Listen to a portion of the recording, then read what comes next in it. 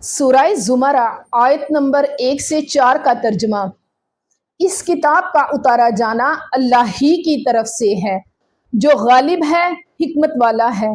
ए पैगंबर, हमने ये किताब तुम्हारी तरफ सच्चाई के साथ नाजिल की है, तो अल्लाह की इबादत करो, यानी उसकी इबादत को शिर्क से खालिस करके।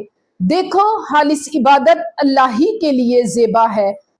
और जिन लोगों ने उसके सिवा और दोस्त बनाए, वो कहते हैं कि हम उनको इसलिए पूजते हैं कि वो हमको अल्लाह का मुकर्रब बना दें। तो जिन बातों में इख्तलाफ करते हैं, अल्लाह उनमें उनका फैसला कर देगा। बेशक अल्लाह उस शख्स को जो झूठा नाशुक्रा है उसको हदायत नहीं देता। अगर अल्लाह किसी को अपना बेटा बनाना चाहता तो अपनी मखलूक में से जिसको चाहता मुंतखब कर लेता।